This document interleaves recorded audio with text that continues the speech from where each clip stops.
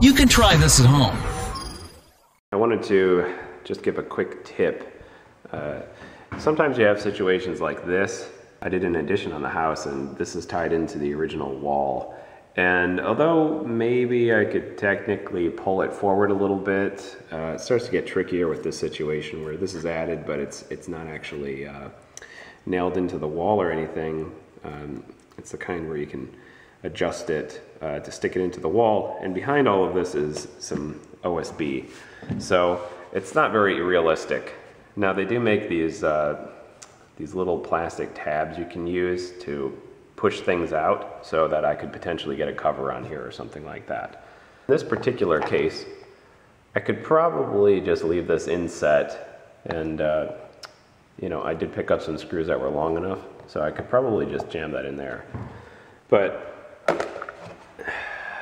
anyway, you can use plastic tabs to extend these types of things forward for these situations, but NEC only lets you do that 3/8 of an inch. And unless you have some like super thin drywall or you know, it's inset just a hair, you really can't use that for this situation. So what they have instead are these extensions. They have junction extenders. So these boxes can be extended forward with these little bits of plastic that'll, you know, they can get you out an inch or something like that, you know, for a situation like this.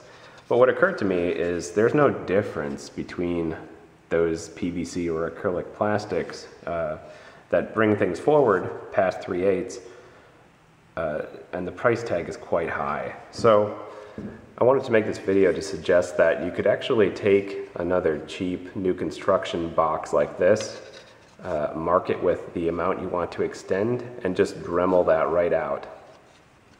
And then you could just set that in there to extend things forward beyond the 3/8 of an inch. And now that I'm taking a fresh look at this, I actually think I could get away with just putting a cover over this and it wouldn't be a big deal. This one, on the other hand, definitely needs to be pulled forward. I may have a better double junction than this particular one. I'm not sure offhand. If I don't, I'm gonna probably modify this one. And I think even these might make it really tight. These are particularly tight already. But the process would be, this drywall is a 1/2 inch. So what I can do is cut out, just mark a 1/2 inch, cut out with a Dremel, and stick that on top. And then the only other piece you really need are some extra long screws. Here we go. I already figured this out earlier. I have some 2-inch there, number 632. So that might help you out, and they're machine screws. So you don't have to get any kind of specialty electric junction screws or anything. You can just go to the hardware store and pick something up. Alright, so I believe this is actually an 832, and that's what seems to fit the junction box for this one. However, the 632 does fit the normal junction box for actually getting your outlets in. Or I'm sick with the flu right now, so I'm a little bit non-eloquent. Anyway, you can see these fit fine, 632. So I'm going to go ahead and actually try to extend this forward 1/2 inch and see how it goes. So, more reasons to do this technique. You can see right here, this is what you get if you go to the hardware store and you just pick up an extender. What it's supposed to do is inset into one of these. Now you can easily see in this case it does not fit. Right, so that's your first problem. The second problem is the dimmer switches that are in there are complex electronics. They're modulating and that sort of thing, modulating the voltage. So the problem is they have a whole bunch of electronics in them, and those need to emit heat, and surprise, they won't fit into this size. They're too big. So not only will this not fit here, the width, I believe, was the issue, like, or maybe two of them in a double wouldn't work, something like that. And these are fairly expensive too. I want to say these are like $7 or $8 or something. Even if you go online, you can find more options, but it's really hard to get them at a fair price. They tend to be, I think, over $10, and you're talking about, you know, like a ½ inch, 3/4, something like that. Whereas if you have something like this laying around, obviously this was pulled out as something else. All I have to do is repurpose it essentially. Or if you just have some new construction junctions that are laying around, you can just mark those and then cut them out with a Dremel. So I'm going to do that right now. So obviously I took the screws out.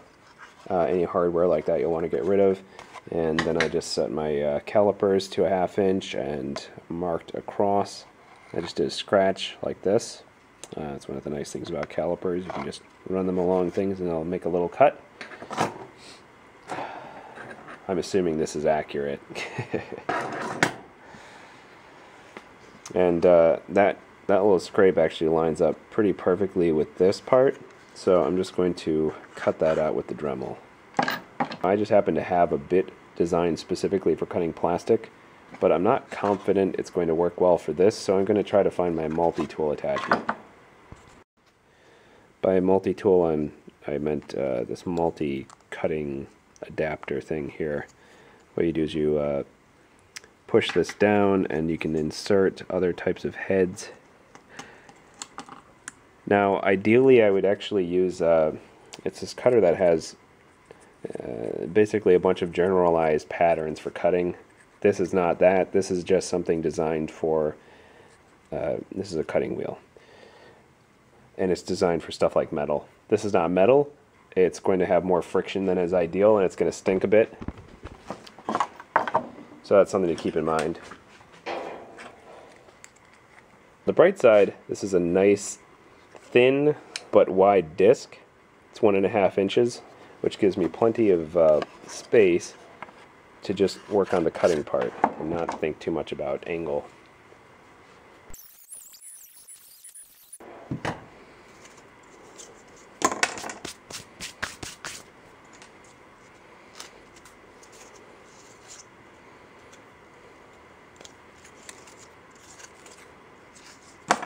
Ugh. This created a fine powder that's not quite dust, it's sort of dirt in texture, but I'm pretty sure I got a bunch of little bits of this plastic in my eyes. Normally I'd be wearing sunglasses and it wouldn't be a problem, but it's nighttime.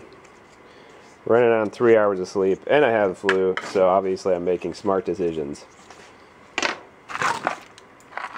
If you guys don't have one of these sets, you should get one.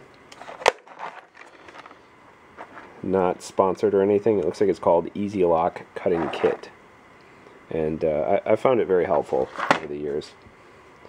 So here we go. Something that would normally cost, you know, I don't even know, $8, $18, $20. I saw prices were all over the place. You have to buy big packs to get a good deal on it, really. And you know, it's nothing more than this. You know, I was actually going to 3D print and doing some research. I couldn't find anything code specific about it.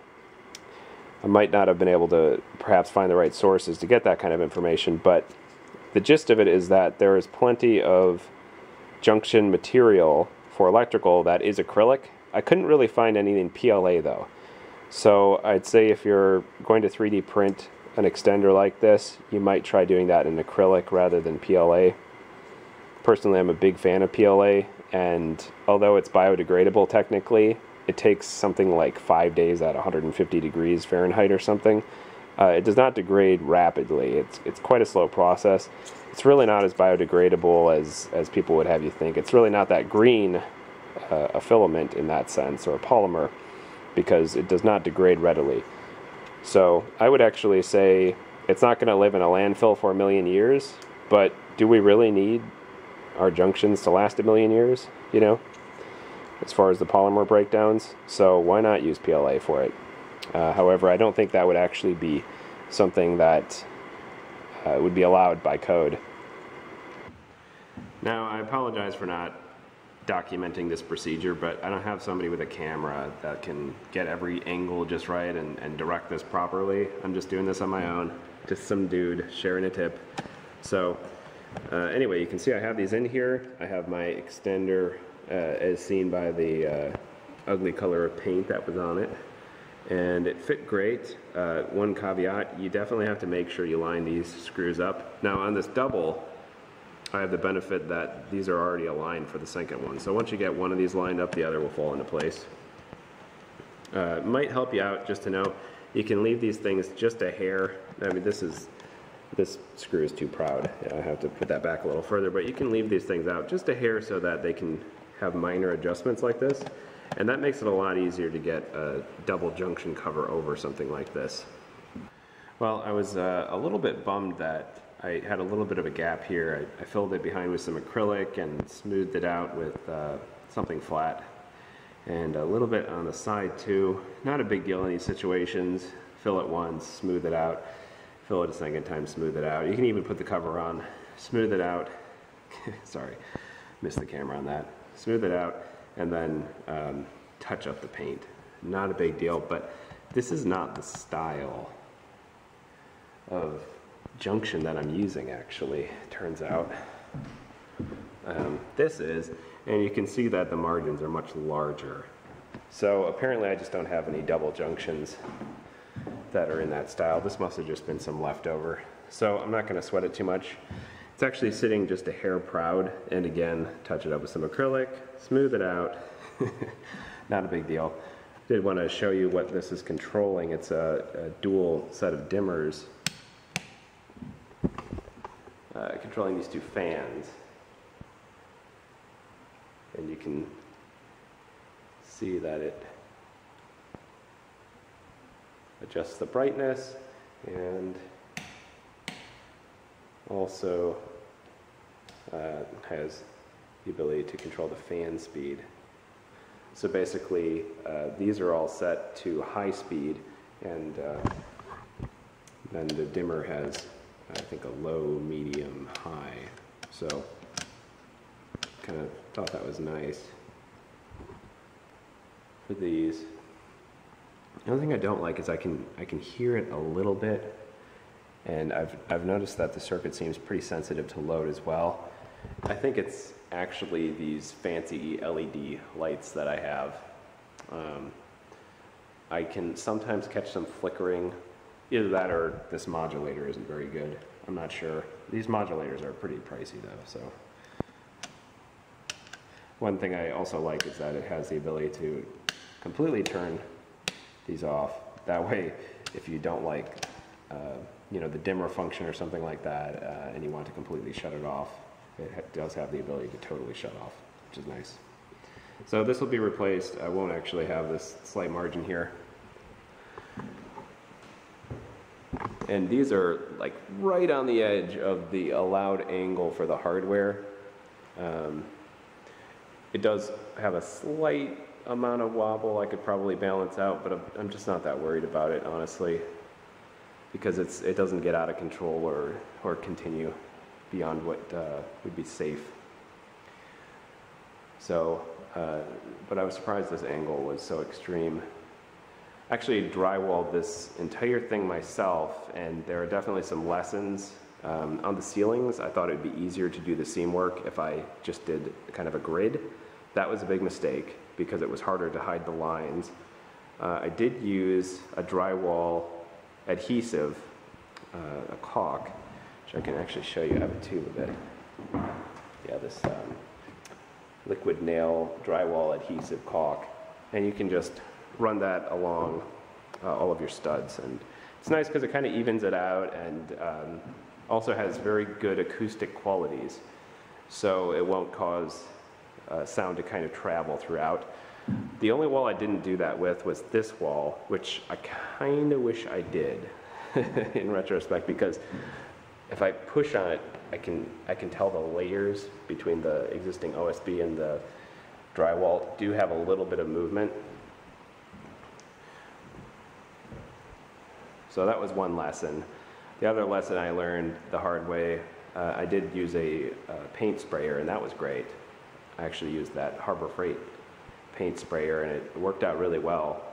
The only problem is the temperatures were just a hair too low, and I have just a little bit of cracking, but the weird part is it's not loose, it's just cracked. and I've gone over it over and over, and it never gets better, you know. And I think I just need some really good high temperatures to get this to even out, like do a light sanding maybe. I might even look into a paint additive to see if that'll fix it. But that was a big mistake, doing this in the middle of winter. So that's the reason that I didn't bother to do any of the edging work on this, because I was waiting to see if it would cover it, and I made sure that I hit the required 50 degrees or higher for this particular wall, because I was suspecting temperature might have had something to do with it. And shocker, it still didn't work. Along the caulk, it still caused this cracking. So I can only imagine I just need a really good high temperature, or maybe an additive to fix that. But you can see overall, I'm almost wrapped up for a lot of this. The floor is the next big piece, and I'm adding a kind of foyer right here. I think it turned out pretty well. I did all of this on my own, all of the construction, the architecture, most of the structural engineering. I just needed it stamped by an engineer for code reasons. And the siding I also had a crew come out and do, just because I wanted it to match, and I knew that the flashing work would be too complicated for me without the proper equipment and training. And you know, if it was my first project, it would take forever and just be a pain. Plus I was trying to keep the exterior weather away from the interior. So everything else I did, even the metal roofing. And I wouldn't say I'm exactly near the end of it, but most of it is wrapped up at this point. You can also see, because these doors are for normal 2x4 construction, I just kind of did a little bit of finish work to extend this in and have a slight inset here. That'll just need to be painted. You can see that here as well with this margin. I feel pretty good about that. That didn't really bother me. And actually, this door was that door, but then I added a door with a window to let the light in. And these are all low E 3 coat windows, so they have 3 layers of low E. I know it's tempting to think there isn't too much left to do, but it's deceiving. Oh, the other exciting news is I called the insurance company, I called the inspectors, and I can get a homeowner's exception and pull a mechanical and electrical permit to install the mini split myself, and that's something I've really been wanting to play around with, so kind of excited to figure that out. One other thing I wanted to mention really quickly, which might have stuck out to some of the people watching this, is that I did not seal up these junctions. And I actually did seal up all of the junctions in the ceiling, with the exception of an outlet that's up there that may be hard to see. The reason I did that was obviously to, you know, keep the cold in, and basically heat rises, convection, yada yada. It makes a lot of sense to seal up the ceiling. But I did not seal anything else, and the reason is because the air pocket, the envelope in here, is ridiculously tight. I've never been in a space where it was so tight. When I close, if you just kind of try to slam the door, it won't slam. The air actually buffers it. I have the windows open, so I can't demonstrate right now. Maybe I'll do it in another video, but when you slam it, it actually just whoop, bounces back like a pneumatic cylinder. And this is, you can have green engineering, you can do a green building, that's great, you know, you get everything airtight, really, really airtight. It's totally possible. The only caveat to that is you have to mechanically ventilate from that point forward. Like, you need to have an air system that mechanically is ventilating. And a mini split, that doesn't actually have air transfer between the inside and outside, just like any heat pump system. There's no air transfer. So it's also ductless. Normally in a house, you would have some negative pressure in the house because you are putting positive pressure through a leaky ventilation system with ductwork. However, a mini split doesn't have ducts, so there's no transfer of inside and outside air really. So to allow some passive ventilation, I have very much on purpose left these junctions unsealed. One other thing I wanted to mention, There are very few ways that this electrical layout could have been done. You may notice that there's a junction there, and there's a junction there, and there's a junction there. Because this is technically kind of a sunroom, I decided to add conditioning later and kind of made the project much larger than it had to be. There's actually no way to add more junctions. So that junction is a certain height, and you can see it would run into that window, it would encounter it. And this may look aesthetic, but it's structural. So that is just a solid king stud, basically, up to the portal header.